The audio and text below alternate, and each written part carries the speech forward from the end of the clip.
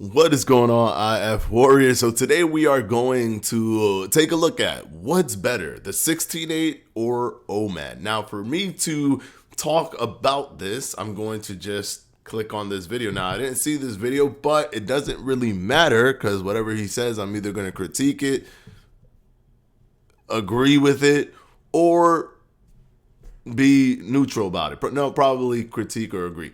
But either way, I'm going to give you my thoughts after he gives you his thoughts. And my thoughts are going to be based on the scientific data that we currently have. And I'm not sure if his thoughts are going to be like that. But it's always good to look at other people's perspective. So let's go ahead and click on this video by PCOS, thyroid weight loss.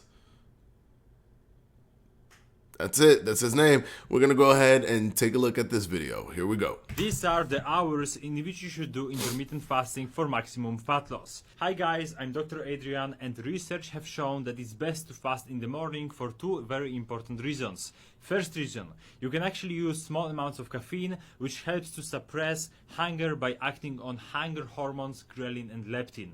Second reason, right away. I didn't even know that the M button mutes it. That's kind of cool. I hit it by accident. Anyways, what? You don't even you could drink caffeine in so many different ways. You could drink caffeine through coffee. You could drink coffee whenever you want. So he almost like just he compiled it and said like, or he put the general like breakfast, lunch, and dinner thought process to it. Like, hey, you drink coffee in the morning, so you can use some caffeine and suppress your hunger.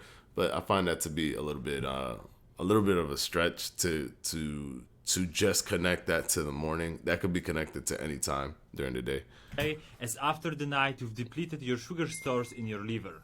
These are the hours in which you should do what did he say? Fasting for maximum fat loss. Hi guys, I'm Dr. Adrian, and research have shown that it's best to fast in the morning for two very important reasons. First reason, you can actually use small amounts of caffeine, which helps to suppress hunger by acting on hunger hormones ghrelin and leptin. Second reason, you burn fat almost right away, as after the night you've depleted your sugar stores in your liver. Oh my God, this can't be even more wrong. All right, so when you I'm so sorry, I have to touch on this. You could deplete your liver, your sugar storage in your liver. You could deplete your glycogen. You could do that simply by creating a fasting time frame, right? It doesn't need to be like he is immensely simplifying the process of fasting and using the normal tropes of an everyday life. In the morning, you drink coffee. In the morning, you're fasted because you slept overnight, so you have overnight fasting. He's literally using all of the tropes. He's using all of the tropes of a normal everyday American life, right? But in reality, if you have a fasting window that you've constructed that requires you to break your fast in the night, that means that you didn't deplete your glycogen stores or the sugar in your liver overnight. You haven't had enough time yet. You actually want to go all the way back around to the time that you're eating when you break your fast, so that you can get the most effect or be as effective as possible with depleting all the sugar in the glycogen store. So that's incorrect. When it comes to the whole thing about you could drink coffee, you could literally drink coffee whenever you want. So even if you use that whole caffeine drinking thing, which is to me, the amounts that you burn or calories that you lose from caffeine it's negligible. They put caffeine in fat burners as well. It's a negligible effect. It's not going to be something that's world changing, right? So what he did say that was right, it's almost like he knows the answer, but he never actually did the research. And no, I'm not trying to throw any shade at him, but there is positive benefits that have been shown through early time restricted feeding, so ETRF, or ETRE, early time restricted eating, where they show that because of the day-night schedule and how that interlocks or interweaves with your circadian rhythm, and how you're more metabolically active as soon as you see light for the first time, and the brighter the light is, so the morning you become more metabolically active, and then you become less metabolically active as the night schedule comes in, the nighttime comes in. But a lot of that has been kind of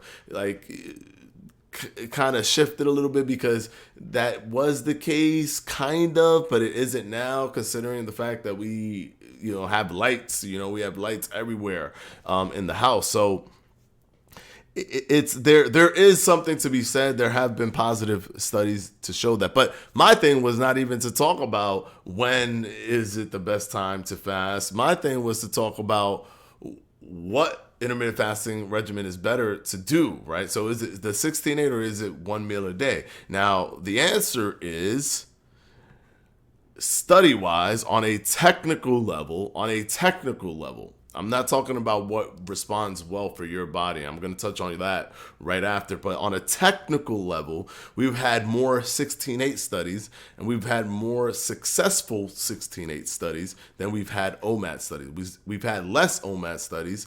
OMAD studies, believe it or not, were one of the first studies that we would get for intermittent fasting. The 1 meal a day was one of the first. But we've had not as many successful studies as the 16-8. We've had a lot of successful OMAD studies, but not as many as the 16-8.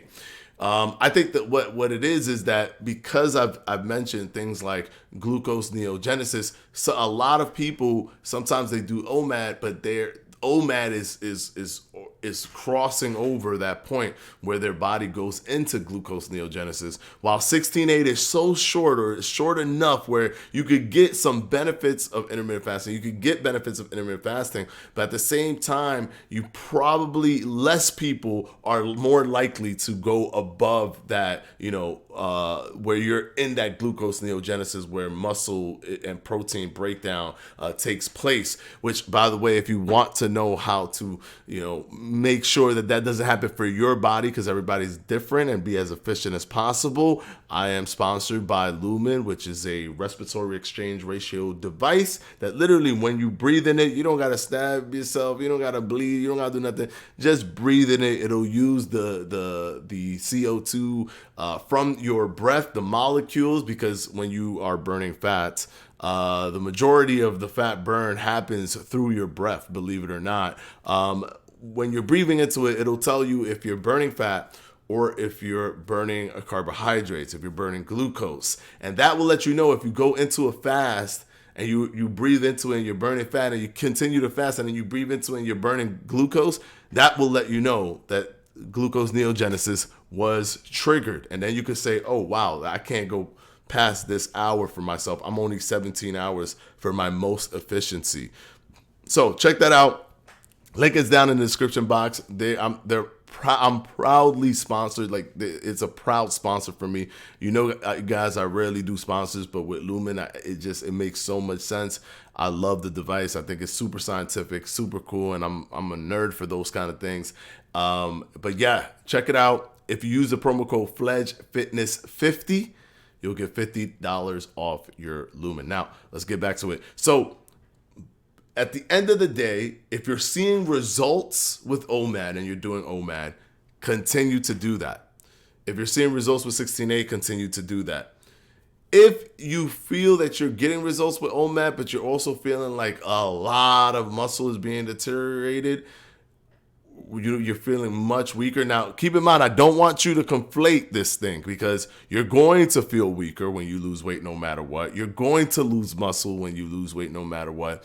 But if it's a dramatic loss of muscle that you're starting to feel over time because you've done it for so long, then maybe take a look at doing a different one. But if everything is working out for you, then OMAD is perfect. Because some people, they can fast for very long before they get into that point of glucose neogenesis.